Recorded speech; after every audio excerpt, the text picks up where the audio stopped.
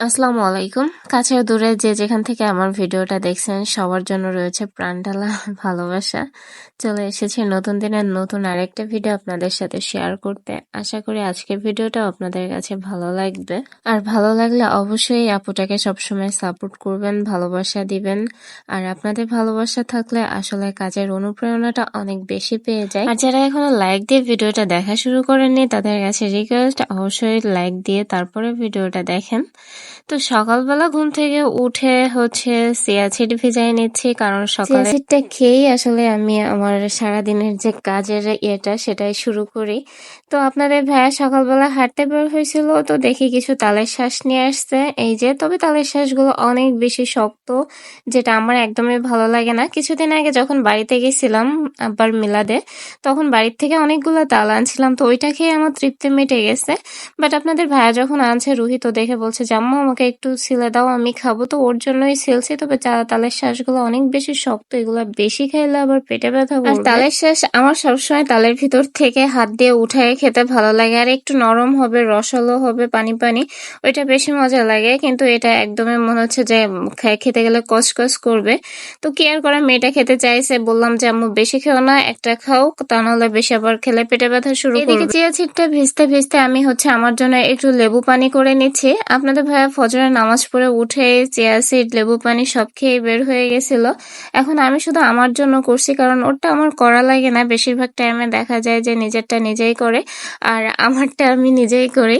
তো গরম পানি, লেবু পানি সকালবেলা খালি পেটে খেলে আমরা সবাই কম বেশি জানি শরীরের জন্য অনেক বেশি উপকারী।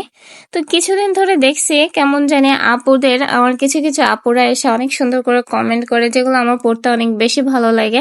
আর আপনারা এইভাবে কমেন্ট, ভালোবাসা দিয়ে যাবেন, কারণ আপনাদের ভালোবাসা পেলে আপনাদের কমেন্ট পড়তে আমার অনেক বেশি ভালো লাগে। আর আছে আমার সাথে যেসব আপুরা আসলে ইউটিউবিংটা শুরু করছিল, তারা এখন আর ভিডিওটা দেখে না, কারণ তারা তাদের চ্যানেলটাকে খুব হাই পর্যায়ে নিয়ে গেছে। কিন্তু আমার হয়তো বা এখনো সেই সৌভাগ্যটা হয়নি, যার জন্য এখনো পড়ে আছি।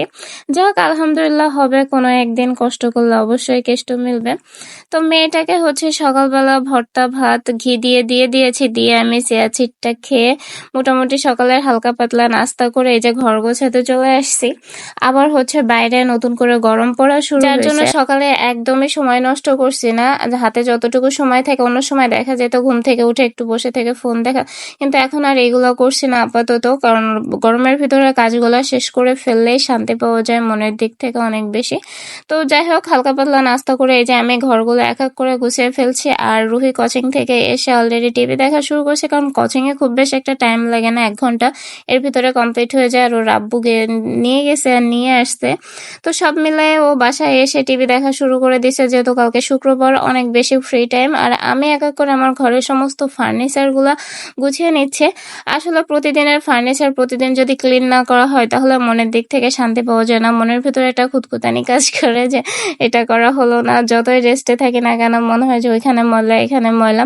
আসলে এগুলো আমাদের মেয়েদের স্বভাবজাত একটা বৈশিষ্ট্য। আমি জানি আমার মতো সব আপুদেরই একই অবস্থা, কারণ আমরা যারা ইউটিউবিং করে, আমরা নিতান্ত নিজেদের ঘর গোছানো এগুলোর বিষয়ে অনেক বেশি সচেতন থেকে। অন্যদের বেলা কি হয় আমি জানি না, তবে আমার যেসব ইউটিউবার আপু ভাইয়েরা আছে, যাদের ভিডিও আমি দেখি, বিশেষ করে আপুদের ভিডিও, তাদেরকে আমি সবসময় দেখছি যে তারা ঘর গোছানো সবকিছু কাজে অনেক বেশি এক্সপার্ট থাকে, বা অনেক বেশি থাকে, এই বিষয়গুলো নিয়ে অনেক বেশি সিরিয়াস থাকে। তো আমি ওই ঘরটা গোছগাছ করে এসে রুহির টেবিলটা প্রতিদিন যে কতবার গোছাই তার ঠিক নাই। ঠিক স্কুল থেকে এসে যেমন তেমন করে ব্যাগটা ফেলে রেখে দিবে, তো ওর ঘরটাও গুছিয়ে ফেলছি। সব কাজগুলো কমপ্লিট করার পরে চলে আসছি রান্না করতে। আর আজকে 2টা মজার রান্না করব। আর আমি সবসময় দেখা যায় যে সবজি জিনিসটাই বেশি রান্না করি, সেটা আমার রেগুলার যারা আপুরা আছে তারা খুব ভালো করেই জানে, কারণ আমার মনে হয় সবজিটাই সারা সপ্তাহে আমার কাছে বেস্ট মনে হয়। হ্যাঁ, গোস্ত রান্না করি, সেটা মাত্র সপ্তাহে 1 দিন, শুক্রবারটা, যেদিনটা আসলে ভালো মন্দ রান্না করার একটু চেষ্টা করি। আমার মেয়েটা গোস্তটা অনেক বেশি পছন্দ করে, তারপর আমি ওকে সবসময় গোস্ত দেই না, সবজিটাতে অভ্যস্ত রাখি, কারণ আমরা যেভাবে বাচ্চাকে তৈরি করব, বাচ্চা কিন্তু সেভাবে হবে। এখনকার দেখি অনেক বাচ্চায় গোস্ত ছাড়া ভাত খেতে চায় না, আর বাবা মাও ঠিক সেটাই করে, গোস্তটাই রাখে, কোনো করে না। কিন্তু আমি সবজির বেলায় কখনো কোনো অপশন দেই না। বাচ্চাদেরকে নরম কাদার মতো মানে তুলনা করা হয়, কারণ এদেরকে আমরা বড় এখন যেভাবে তৈরি করব, ওরা বড় হয়ে সেভাবেই হবে। তো আমি চেষ্টা করি আমার বাচ্চাটাকে এভাবেই তৈরি করার। তো যাই হোক, আজকে রান্না করব মূলত আমি টমেটো আলু দিয়ে মাছের ঝোল আর সাথে হচ্ছে শুটকি দিয়ে কচুরলতি। তো রান্নাটা করার জন্য ফার্স্টে আমি মাছটা ভেজে নিয়েছি, আর মাছটা ভালো করে ভেজে নেইনি, আজকে হচ্ছে মাছটা হালকা ভাজা দিয়েছি। কয়দিন ধরে আপনাদের ভাইয়া বলছে মাছটা একটু কড়া ভাজি হয়ে যাচ্ছে, মাছটা হালকা ভাজি করো। আমার কাছে ইদানিং একটু কড়া ভাজিটা খেতে ভালো লাগছে না, যার জন্য মাছটাকে হালকা ভাজি করে নিয়ে মাছটা যখন ভাজি হয়ে গেছে তারপরে আমি চুলাতে কড়াই বসিয়ে দিয়ে দিলাম তেল। আর সবজির ক্ষেত্রে আমি সবসময় একটু তেল মশলা কমই দেই। তো যাই হোক, অল্প পরিমাণে তেল দিয়ে তারপর আমার যে ইনস্ট্যান্ট মশলা পেঁয়াজ আর কাঁচামরিচ, যেটা আমি সবসময় রান্নার আগে ব্লেন্ডার করি, তো সেটা ব্লেন্ডার করে চুলার উপরে দিয়ে দিয়েছি। এখন তেলটা এত বেশি গরম হয়ে গেছিল, মশলাটা দেওয়ার পরে তেলটা অনেক বেশি ছুটছিল, যার জন্য একটু পানির পরিমাণটাও বেশি দিয়ে ফেলছি। তো যাই হোক, এর ভিতরে এখন আমি ছোট ছোট করে আলু কেটে নিয়েছিলাম, তো সেই আলুটা দিয়ে দিয়েছি। দিয়ে লবণ, তারপর হচ্ছে হলুদ গুঁড়া, মরিচ গুঁড়া, এগুলো এক এক করে দিয়ে দিলাম। আর দিলাম হচ্ছে জিরা গুঁড়া। দিয়ে আমি এখন আলুটাকে ভালো মতো কষিয়ে নিব। আর আলুটাতে একটু পানির পরিমাণ বেশি থাকাতে আমার সুবিধা হচ্ছে, আলাদা করে পানি দেওয়া লাগছে না, কারণ আলুটা এই পানিতেই সেদ্ধ হয়ে যাবে কষাতে কষাতে।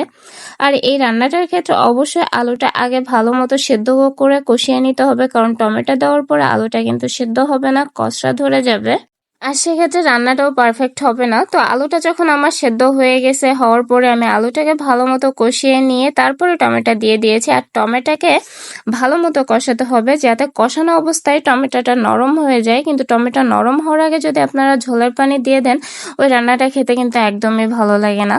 তো যার জন্য আমি হচ্ছে আলু আর টমেটো ভালো মতো কষিয়ে নিয়েছি। এর ভিতরে আমি একটু রসুন দিতে ভুলে গেছিলাম, তো পরবর্তীতে আমি রসুন দিয়ে দিয়েছি হাফ চামচের মতো, কারণ সবজির ক্ষেত্রে আমি রসুনটাও খুব কমই দিয়ে থাকি। তো রসুন দিয়ে ভালো মতো টমেটো আলু কষিয়ে নিয়ে ঝোলের পানি দিয়ে দিয়েছি। দিয়ে এখন এটা ঢাকনা দিয়ে ঢেকে আমি রান্না করে নিব যতক্ষণ না এটা ভালো মতো টমেটো সেদ্ধ হচ্ছে বা ঝোলের পানি ঝোলের মতো অ্যাডজাস্ট হচ্ছে। অলরেডি পানিটা কিন্তু শুকিয়ে এসেছে। এখন যে ভেজে রাখছিলাম মাছগুলা, সেগুলাই দিয়ে দিব। আমার রুই অবশ্য এই মাছগুলো খুব বেশি একটা পছন্দ করে না, ওর কাছে পাঙ্গাস মাছটাই অনেক বেশি পছন্দের। আমাকে প্রায় বলে যে আম্মু কেন পাঙ্গাস মাছকে জাতীয় মাছ করা হয় নাই, ইলিশ মাছ তো কাটা, ভালো লাগে না খেতে, পাঙ্গাস মাছে কোনো কাটা নাই, পাঙ্গাস মাছ খেতে ভালো লাগে না। তো মেয়ের এই কথার উত্তর আসলে আমার কাছেও নাই, যার জন্য আমি দিতে পারি না। এখন চলে আসি কচুরলতিটা রান্না করার জন্য। কচুরলতি রান্না করার জন্য আমি সেম প্রসেসিং এ পেঁয়াজ আর কাঁচা মরিচটাকে ব্লেন্ডার করে তারপর তেলের উপরে দিয়ে দিয়েছি। দিয়ে রসুন, তারপর শুকনা মরিচ, লবণ, হলুদ গুঁড়া, জিরা সবকিছু ভালোভাবে দিয়ে মশলাটাকে কষিয়ে নিয়েছি। নিয়ে হচ্ছে আমি দিয়ে দিলাম শুটকি। আর এই শুটকিটার এক্স্যাক্টলি কি নাম আমি সঠিকভাবে জানি না, কারণ ননদের বাসা থেকে আনছিলাম, মানে ননদ পাঠিয়ে দিছিল। আর ননদ যখন বলছিল তখন এটা দেখতে কিছুটা ফ্লাইং ফিশের মতো, আমি সঠিকভাবে এটা নাম জানি না, আবার কিছুটা সাদা মাছ, রুই মাছের মতো দেখতে। এখন সব মিলায় যেটাই হোক, আমি এখন শুটকিটাকে ভালো মতো কষিয়ে নিয়েছি। তবে মাছটা খেতে কিন্তু অনেক বেশি ভালো লাগে, কারণ একটু গোস্তওয়ালা মাছ। তো তারপরে হচ্ছে মাছটা মশলার সাথে কষানোর পরে দিয়ে দিয়েছি হচ্ছে কচুরলতি। এখন কচুরলতিটাকে ভালো মতো মশলার ভেতরে একটু কষিয়ে নেব, নরম না হওয়া পর্যন্ত কষাতেই থাকবো। কচুরলতিটা ভালো মতো কষানো হয়ে গেছে, এখন আমি ঝোলের পানি দিয়ে দিচ্ছি। আর কচুরলতিতে খুব বেশি পানি দেওয়ার প্রয়োজন নাই, কারণ কষানোর সময় কচুরলতি অনেক বেশি নরম হয়ে গেছে। আর এমনিতেই কচুরলতিতে খুব বেশি একটা পানি লাগে না, অল্প পানিতেই সেদ্ধ হয়ে যায়। এভাবে আমি শুটকি দিয়ে কচুরলতিটা রান্না করে নিলাম। আলহামদুলিল্লাহ, দুপুরের খাওয়া দাওয়া শুরু করে দিয়েছি। ফার্স্টে আমি কচুরলতিটা নিয়েছি, আর লতিটা কি বলবো, এত বেশি মজা হয়েছিল। রুহির আব্বু তো আমার আগে খাওয়া দাওয়া করে অফিসে চলে গেছে, তো আমাকে বলছে আজকে শুটকি দিয়ে লতি রান্না করছে। আমি বলছি হ্যাঁ, কেন, কি হয়েছে? বলছে অনেক মজা হয়েছে। তো শুনে অনেক বেশি ভালো লাগলো। আমার ভিডিওটা যদি আপনাদের কাছে ভালো লেগে থাকে তাহলে অবশ্যই আমার চ্যানেলটা সাবস্ক্রাইব করে পাশে থাকা বেল বাটনটা বাজিয়ে দিতে একদমই ভুলবেন না। আর আমার ভিডিও সম্পর্কে যদি কোনো মতামত থাকে তাহলে অবশ্যই কমেন্ট বক্সে জানাবেন। সবাই ভালো থাকবেন, সুস্থ থাকবেন, আমাদের জন্য দোয়া করবেন। আল্লাহ হাফেজ, আসসালামু আলাইকুম।